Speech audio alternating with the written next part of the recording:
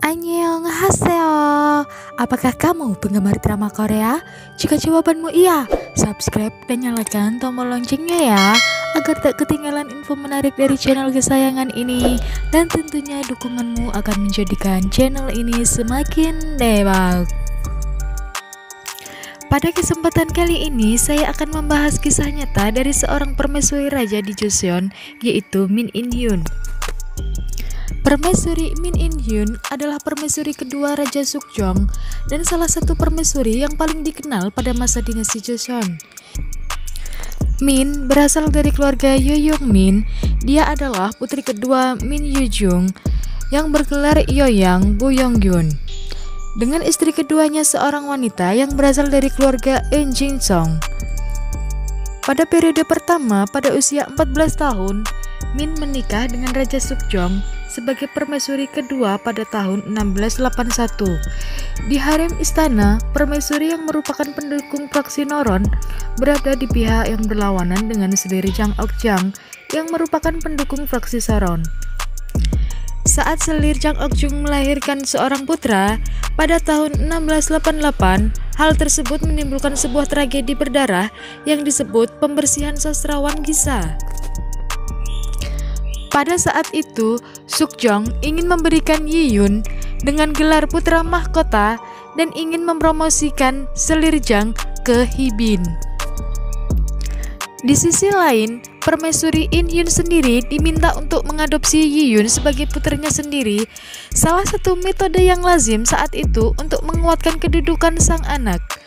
Tindakan ini mendapat penentangan oleh fraksi Noron yang dipimpin oleh Song Siyol dengan alasan bahwa permaisuri masih berusia 21 tahun kala itu. Dan tindakan ini dipandang sebagai sesuatu yang tidak patut. Namun di lain pihak, keputusan raja ini didukung oleh fraksi Saron.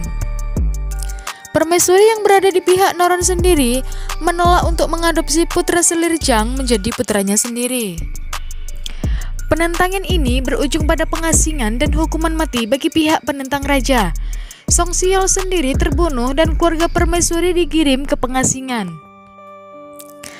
Banyak pihak Noron yang juga dilepaskan jabatannya dari pemerintahan, diasingkan atau bahkan dihukum mati.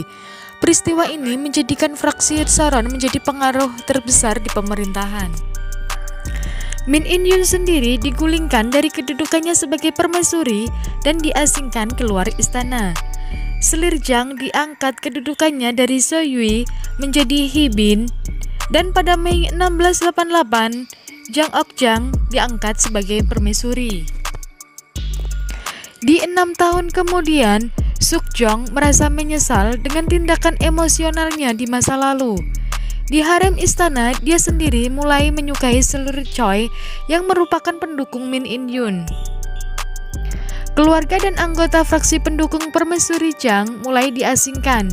Min sendiri mulai dikembalikan ke kedudukannya secara bertahap.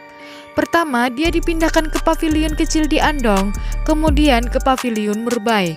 Jang Ok-jang digulingkan dari kedudukannya sebagai permaisuri dan dikembalikan ke kedudukannya sebagai Hibin, dan Min In-hyun diangkat kembali sebagai permaisuri pada tahun 1694.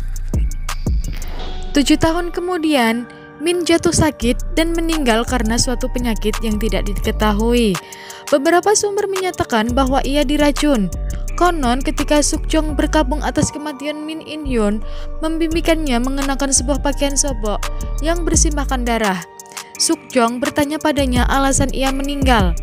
In-hyun tidak mengatakan apa-apa, tetapi menunjuk ke arah kamar Jang Hibin. Lalu Sukjong terbangun dari tidurnya dan kemudian dia pergi ke kamar Jang.